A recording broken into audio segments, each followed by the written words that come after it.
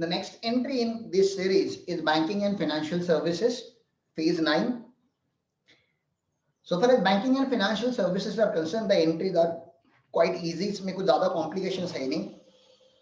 तो सबसे पहले बात की गई है services by reserve bank of India, not services to reserve bank of India.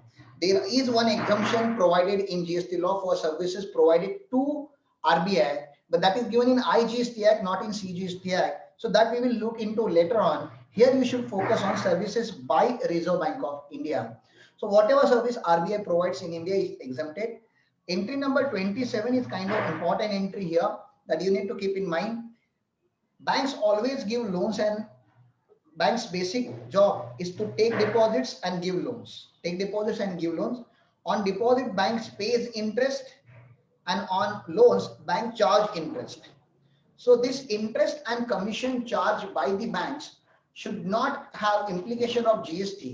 क्योंकि GST अगर लगा देंगे यहाँ पे, if we apply GST on this particular interest, then the cost of borrowing would go up. Cost of fund in India will go up, and that will directly or indirectly affect every citizen of India. क्योंकि अगर product का costing बढ़ गया तो हम सबके pocket में से एक्स्ट्रा पैसा जाएगा. So government don't want to make borrowing of the fund more costlier than existing, because as compared to other developed nations, India is already charging a very good amount of interest rates.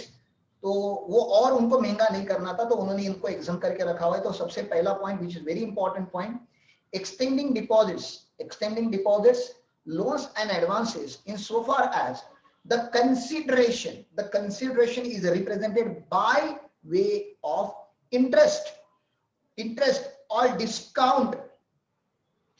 तो interest and discount ये क्या है आपका? Interest and discount यहाँ पे taxable हो जाएगा. Other than interest involved in credit card services, credit card का जब इंटरेस्ट लगता है तो पहले ही वो इंटरेस्ट में 36% वगैरह रहता है, और उसमें वो जीएसटी भी चार्ज हो जाता है. तो please understand, never default in your credit card. Normal loan अगर होगा, क्रेडिट कार्ड ना क्या बोलते हैं उसको, सीसी लिमिट आपका जो होता है, ठीक है ना, बैंक से आपको जो क्रेडिट फैसिलिटीज मिलती है, ओडी फैसिलिटी मिलती है, टर्म लोन मिलता है, वो सब कुछ एग्जम्प्ट है. बैंक में आप जब फिक्स्ड डिपॉजिट रखते हो, रिकरिंग डिपॉजिट रखते हो, सेविंग बैंक अकाउंट का डिपॉजिट रखते हो, उस सारे इंटरेस्ट के ऊपर भी जीएसटी चार्ज नहीं होगा.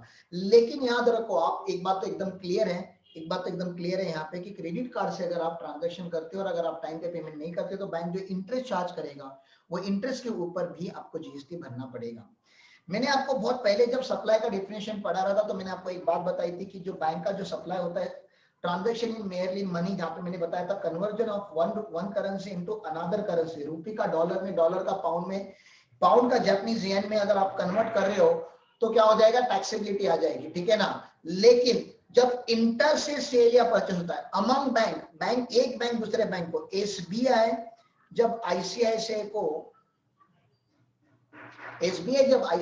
को फॉरेन करेंसी सेल या परचेस करता है तो उसके ऊपर टैक्स नहीं लगना चाहिए, because this market is regulated by the RBI. और आरबीआई नहीं चाहता जब इंटर से ट्रांजैक्शन हो, जब among the bank, inter se the Latin phrase, among the bank, जब sale and purchase of foreign currency हो तो उसके ऊपर टैक्स लगे, ऐसा नहीं होना चाहिए, ठीक है ना. Next, services provided by a banking company to basic saving deposits account holder under Pradhan Mantri Jan Dhan योजना. तो आपको क्या किया जाता है, प्रधानमंत्री जनधन योजना में आपके घर पे आके आपका अकाउंट ओपन किया जाता है, तो उसके ऊपर भी अगर बैंक ने कोई सर्विस चार्जेस कलेक्ट किया होगा तो उसके ऊपर टैक्स नहीं लगेगा. Next 34, services by acquiring bank to any person in relation to settlement of amount around 2000 rupees up to 2000 rupees in a single transaction through credit card, debit card, charge card and other card payment services. Acquiring bank मतलब आपको पता होगा, ये जो credit card होते हैं वो banks के नहीं होते, आईसीआईसीआई बैंक वगैरह के नहीं होते. क्रेडिट कार्ड प्रोवाइड करने वाली कंपनी अलग ही होती है, वीजा होती है, visa, master card, maestro card, ठीक है ना, रुपए कार्ड. तो उन्होंने बोला कि अगर 2000 रुपए तक का अगर आपका ट्रांजैक्शन हो रहा है तो उसके ऊपर हम चार्ज नहीं लगाएंगे, उसके ऊपर जीएसटी नहीं लगाएंगे. चलो ठीक है, इसमें कोई बड़ी बात नहीं है. Next 39 A, services by an intermediary financial services located in multi service SEZ special economic zone में अगर आप लोकेटेड हो with international financial service center. IFSC क्या है वो आपको कैपिटल गेन चैप्टर में पढ़ना चाहिए. That concept is there in capital gain chapter. अगर आप लोगों ने पहले से पढ़ा हुआ है आईएफएससी क्या है, तो जहाँ पे फॉरेन करेंसी में फॉरेनर इंडिया में इन्वेस्ट करना चाहते हैं, फॉरेन करेंसी में फॉरेनर इंडिया में इन्वेस्ट करना चाहते हैं तो अपने गुजरात गांधीनगर में एक ऐसा सेंटर बनाया गया है, इंटरनेशनल फाइनेंशियल सर्विस सेंटर, जहां पे इंडिया के बहुत सारे इनकम टैक्स के और जीएसटी के लॉस को रिलैक्सेशन प्रोवाइड किया है ताकि हम फॉरेन इन्वेस्टर्स को अट्रैक्ट करें। तो that is IFSC, international financial service centre. अगर वहां पे हो जहां पे customers located outside India for international services in currency other than Indian rupee, तो फॉरेन, मैंने बोला ना फॉरेनर फॉरेन करेंसी, तो फॉरेनर वहां पे इन्वेस्ट कर रहा है फॉरेन करेंसी में, तो इसके ऊपर जीएसटी नहीं लगना चाहिए, इसके ऊपर जीएसटी नहीं लगना चाहिए, ठीक है ना। तो उन्होंने यहाँ पे एक वो दिया हुआ है, इसके आगे कुछ एक्सप्लेनेशन दिया हुआ है, वो आप पढ़ सकते हो अपने अपने एंड पे। एक बार आप लोगों को अगर एंट्री देखनी है तो आप देख लो प्लीज। मेरा नेक्स्ट एंट्री है life insurance services. Next one life insurance business. ना अभी याद रखो आप लोग, नॉर्मल लाइफ इंश्योरेंस हो या नॉर्मल इंश्योरेंस जो भी हो, जो नॉर्मल लोग लेते हैं वो फुल्ली टैक्सेबल है। Life insurance by default is taxable service, general insurance by default is a taxable service, और लाइफ इंश्योरेंस जनरल इंश्योरेंस के ऊपर टैक्स लगना है, दैट इज बाय डिफॉल्ट, ठीक है ना। लेकिन कुछ कुछ ऐसे इंश्योरेंस थे जो आम आदमी के लिए, ऑर्डिनरी लोगों के लिए बनाए गए, गरीब लोगों के लिए बनाए गए हैं, गवर्नमेंट फंडेड स्कीम्स है, तो उसको गवर्नमेंट ने एग्जम्प्ट रखा हुआ है। तो रूल क्या है लाइफ इंश्योरेंस और जनरल इंश्योरेंस का, by default it is taxable, अगर आप स्पेसिफिक लिस्ट में आते हो तो एग्जम्पशन मिलेगा, ठीक है ना। Life insurance business, services of life insurance business provided by way of annuity under national pension scheme system regulated by the pension fund regulatory and development authority of India। तो आप समझ रहे हो गवर्नमेंट ऑफ इंडिया का national pension system में से अगर आपको लाइफ इंश्योरेंस दिया जा रहा है तो एग्जम्प्ट हो जाएगा। आर्मी, नेवी, ठीक है ना, एयरफोर्स, इनका अगर कोई इंश्योरेंस फंड होगा तो वो एग्जम्प्ट हो जाएगा, जो सेंट्रल गवर्नमेंट स्कीम की अंडर होगी, ठीक है ना। फिर coast guard under central government scheme, इनके लिए भी अगर नवल इंश्योरेंस बनाया होगा तो भी एग्जम्प्ट हो जाएगा। आर्मी, ये सब आर्मी या नेवी की बात हो रही है।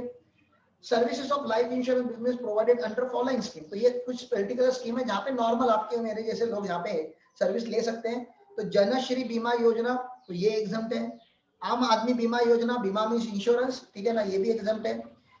Life micro insurance product as approved by the Insurance Regulatory and Development Authority IRDA, ठीक है ना, जहां पे amount of claim is maximum up to 2 lakh. आप देखो अभी आज का टाइम आ गया, आपने टीवी वगैरह पे ऐड देखा होगा जहां पे 1-1 करोड़ का पॉलिसी लेते हैं नॉर्मल लोग, 1 करोड़ का पॉलिसी, 50 लाख का पॉलिसी, उसमें वो बता रहे कि जिसका पॉलिसी का अमाउंट ही 2 लाख रुपया है, ठीक है ना, मतलब डेथ के बाद 2 लाख रुपये मिलेगा, तो ये माइक्रो इंश्योरेंस में आता है।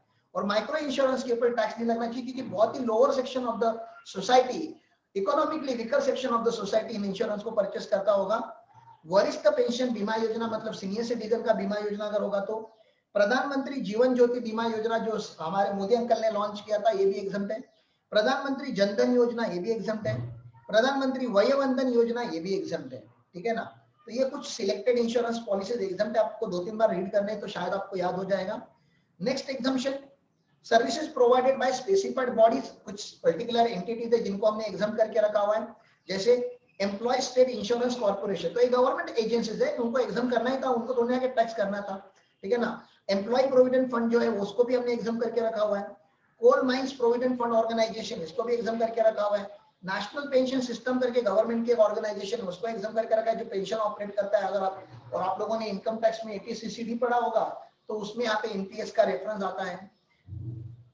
IRDA insurance regulatory and development authority of India, इसको उन्होंने जो एग्जाम किया जाता है क्योंकि ये हम जैसे लोगों को सर्विस नहीं देता, ये इंश्योरेंस कंपनीज को एग्जाम्पशन देता है, सर्विसेज देता है।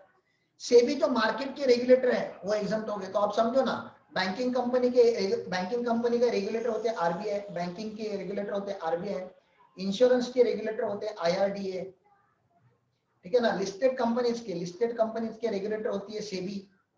तो जो रेगुलेटर्स है इंडिया के उन सबको वो क्या कर रहे हैं, एग्जाम कर रहे हैं, तो ऐसा है, याद रख लो, उसमें कोई बड़ी बात नहीं है। जनरल इंश्योरेंस बिजनेस, अब जनरल इंश्योरेंस में क्या क्या एग्जाम्पशन करके रखा है उन्होंने, देखो यहाँ पे, general insurance business provided under following scheme. By default जो जनरल इंश्योरेंस आप लेते हो, medical insurance, car insurance, bike insurance, कभी वो इंश्योरेंस की कॉपी ओपन करके देखो, उसके अंदर इंश्योरेंस के साथ साथ जीएसटी का चार्जेस लगा होगा, ठीक है ना। बाय डिफॉल्ट हम जो इंश्योरेंस लेते हैं, ऑर्डिनरी लोग जो इंश्योरेंस लेते हैं जनरल इंश्योरेंस, वो भी टैक्सेबल है, लेकिन कुछ सिलेक्टेड इंश्योरेंस को इन्होंने यहाँ पे एग्जाम करके रखा हुआ है। वो सिलेक्टेड इंश्योरेंस में आपके लिए पढ़ रहा हूँ। हट इंश्योरेंस स्कीम, झोपड़ी वगैरह है छोटा आपका, तो वो इंश्योरेंस को एग्जाम करके रखा उन्होंने। कैटल इंश्योरेंस अंडर स्वर्ण जयंती ग्राम स्वरोजगार योजना, ठीक है ना, कुछ उनका 25 ईयर वगैरह ऐसा स्वर्ण जयंती जो बोलते हैं, तो 50 साल वगैरह कुछ कंप्लीट होते हैं। ग्राम रोजगार योजना मीन्स आपका जो विलेज एम्प्लॉयमेंट स्कीम जो था, स्वरोजगार सेल्फ एम्प्लॉयमेंट स्कीम, उसके अंडर उन्होंने किया हुआ है। Scheme for insurance for tribals, तो उनके लिए एग्जाम होगा। जनता पर्सनल एक्सीडेंट पॉलिसी एंड ग्रामीण एक्सीडेंट पॉलिसी, ये नाम देख के आपको समझेगा ठीक है ये गरीब लोगों के लिए बनाया गया है, तो इसको एग्जाम करना जरूरी है। Group accident policy under self employed women. Agriculture pump set and field well insurance, pump set लगाते हो, बारिश में कभी कभी पंपसेट का लॉस होना के चांसेस होते हैं। या फेल्ड वेल इंश्योरेंस, मतलब आपने वेल, मतलब क्या बोलते हैं, वेल खोदना चालू किया, नीचे पानी लगे, इसका कोई गारंटी नहीं है, तो खर्चा तो बहुत ज्यादा आता है, और फेलियर अगर होता है तो उसका वहां पे कवरेज दिया जाएगा। Premium collected for export credit insurance, ये भी यहाँ पे एग्जाम्प्ट है। ये फार्मर के लिए weather based crop insurance scheme जो होता है वो उन्होंने यहाँ पे एग्जाम करके रखा हुआ है। जन आरोग्य बीमा योजना, ये भी एग्जाम्प्ट है, जन आरोग्य बीमा पॉलिसी। प्रधानमंत्री फसल बीमा योजना, ये भी एग्जाम्प्ट है। Pilot scheme for seed crop insurance, ये भी एग्जाम्प्ट है। Central scheme for cattle insurance exempt है। यूनिवर्सल हेल्थ इंश्योरेंस स्कीम, ये भी एग्जाम्प्ट है। राष्ट्रीय स्वास्थ्य बीमा योजना, ये एग्जाम्प्ट है। Coconut palm insurance scheme exempt है। प्रधानमंत्री सुरक्षा बीमा योजना, ये अभी अभी गवर्नमेंट ने चालू किया, कुछ 18 रुपए या 19 रुपए में मिलता है इस इंश्योरेंस, ये एग्जाम्प्ट है। Nirbhaya health insurance scheme implemented by the trust constituted under provision of national trust for welfare of a person with autism cerebral palsy, ठीक है ना, mental retardation and multiple disabilities, अगर इनके लिए अगर किया होगा तो निर्भया हेल्थ इंश्योरेंस स्कीम में वो एग्जाम करके रखा हुआ है गवर्नमेंट ने। सर्विसेज बाय वे ऑफ री इंश्योरेंस, व्हाट इज री इंश्योरेंस, अगर आपने री इंश्योरेंस अकाउंटिंग किया होगा तो पता होगा कि जो जीआईसी करके जो एक कंपनी है, जनरल इंश्योरेंस कॉर्पोरेशन, जीआईसी से हम नहीं ले सकते इंश्योरेंस, लेकिन जो इंश्योरेंस कंपनीज है वो जीआईसी से अपना री इंश्योरेंस कराती है, वो री इंश्योरेंस स्कीम भी उन्होंने यहाँ पे एग्जाम करके रखा है, जो हमने ऊपर पढ़े उनके रिलेशन में, ठीक है। फिर पेंशन स्कीम है गवर्नमेंट की, अटल पेंशन योजना, ये एग्जाम है। और any contribution by government, state government, वो भी उन्होंने यहाँ पे एग्जाम करके रखा है। तो दुनिया भर के हमने यहाँ पे अभी बैंकिंग एंड इंश्योरेंस के जो रिलेटेड एग्जाम्शन थे उन्हें कर लिए, ठीक है ना। एक बिजनेस फैसिलिटेटर्स करके होते हैं जो गवर्नमेंट को हेल्प करते हैं, जो बैंकिंग कंपनीज है उनको हेल्प करते हैं, ये सब डॉक्यूमेंटेशन वगैरह हैंडल करने के लिए। जैसे आप अगर कोई बैंक से लोन लेते हो, तो अगर आप बैंक से लोन लेते हो तो उसका फिजिकल वेरिफिकेशन वगैरह करने के लिए कुछ एजेंट्स लगते हैं, तो उनको यहाँ पे उन्होंने एग्जाम करके रखा है। Services by the following person in representative capacity, business facilitator, इनको मैं बीएफ बोलता हूँ, ठीक है ना, और बिजनेस करस्पॉन्डेंट, जो इनको बीसी बोलता हूँ मैं, टू अ बैंकिंग कंपनी। तो बीएफ बीसी ने अगर बैंकिंग कंपनी को अगर सर्विसेज दिए, लेकिन कौन से सर्विसेज के लिए, कौन से एरिया के लिए, रूरल ब्रांचेस के लिए, तो ये एग्जाम्पशन मिलेगा। गांव खेड़े में जाके अगर लोगों का अकाउंट ओपन करवा रहे हैं तो एग्जाम्प्ट हो जाएगा। Any person which an intermediate to business facilitator, intermediate मतलब एजेंट टू बिजनेस फैसिलिटेटर जब सर्विस दिया जाएगा, या बिजनेस करस्पॉन्डेंट दिया जाएगा, और वो भी रूरल एरिया में ही काम कर रहा है, तो डायरेक्टली बिजनेस फैसिलिटेटर को भी एग्जाम कर दिया, उनके एजेंट्स को भी एग्जाम कर दिया। एंड बिजनेस फैसिलिटेटर और business correspondent to an insurance company in rural area. तो टेक्निकली यहाँ पे पूरा फोकस किसके ऊपर है, रूरल एरिया के ऊपर है। अगर आप ग्रामीण एरिया में अगर ये सर्विसेज देते हो बीएफबीसी की, तो आपको पता है कि यहाँ पे एग्जाम्शन मिलेगा। अगर हम अर्बन एरिया में देते हो तो आपको पता है यहाँ पे रिवर्स चार्ज मैकेनिज्म का भी एप्लीकेशन है। आप रिवर्स चार्ज मैकेनिज्म को एक बार देखोगे, उस लेक्चर में मैंने इसका अच्छा खासा एरिया कवर कर दिया था, ठीक है। ये रिवर्स चार्ज वगैरह की यहाँ पे बात करते हैं। सर्विसेज प्रोवाइडेड टू गवर्नमेंट अपना ऑलरेडी हो चुका था, सर्विसेज प्रोवाइडेड टू गवर्नमेंट, ये सारी एंट्रीज हमारी हो चुकी है। एंट्री नंबर 15 तक की बातें हो गई। अब नेक्स्ट लेक्चर में हम लोग एंट्री नंबर 6, मतलब एंट्री नंबर 16 नहीं, एंट्री नंबर 41 है, फिर 16 से पॉइंट 16 से चालू करेंगे। आज का लेक्चर यहीं पे, थैंक यू। रिवाइज करते रहना प्लीज, और हो सके तो मैं इतना ही, मेरा चैप्टर होने के बाद एग्जामिशन का I'll try to keep a test, तो आपको मैं अभी से बता के चल रहा हूँ, एग्जामिशन का चैप्टर और आपके मॉड्यूल का चैप्टर नंबर 2 जब खत्म हो जाता है, which is about to finish in next 2-3 lectures, तो क्या हो जाएगा, उसके बाद आपका टेस्ट होगा।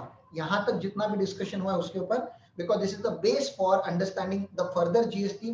बाकी आगे का जीएसटी इतना कॉम्प्लिकेटेड नहीं है। If I remove IT scene from that, IT से छोड़ के बाकी सारे चैप्टर इजी में आते हैं, इतना डिफिकल्टी में नहीं आते।